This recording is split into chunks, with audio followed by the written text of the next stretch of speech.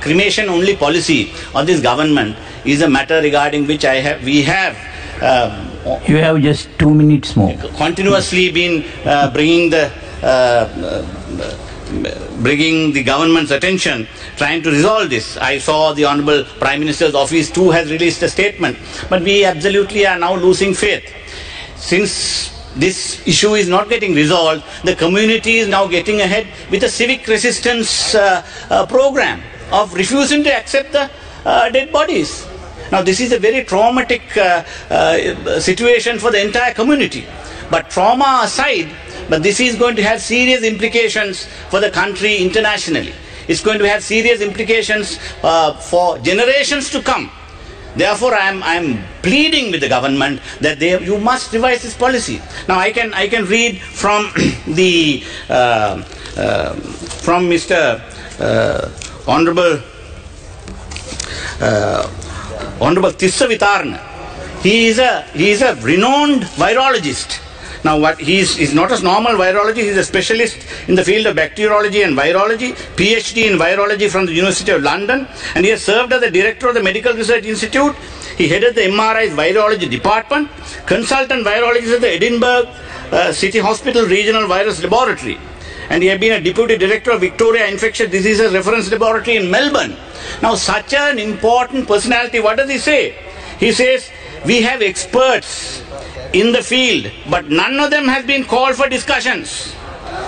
On the other hand, this is a virus, but as far as I know, there were no virologists in the committees that were set up. When you are trained in a particular discipline, you get to know all aspects of it and be able to adapt to suit the problem. We should have made use of the trained personnel we have. But the idea that it should be done by people with connections is the kind of thinking we have.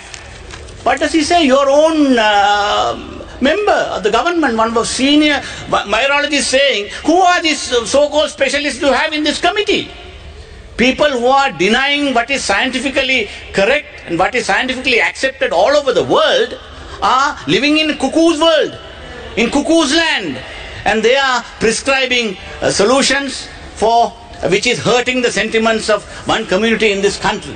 For God's sake, I am pleading with you, because this is a very serious matter. This out of sheer outrage, it's total contempt.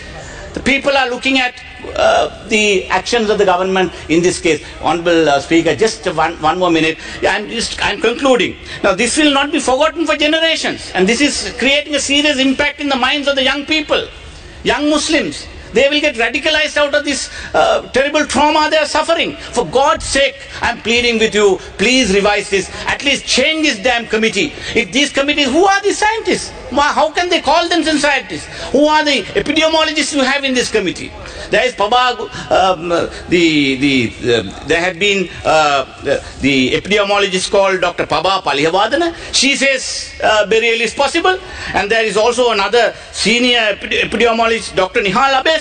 The other day talked with Chamdita program. Very clearly says, you see, burial as an option is not objectionable, and that is accepted by the WHO, and that is correct.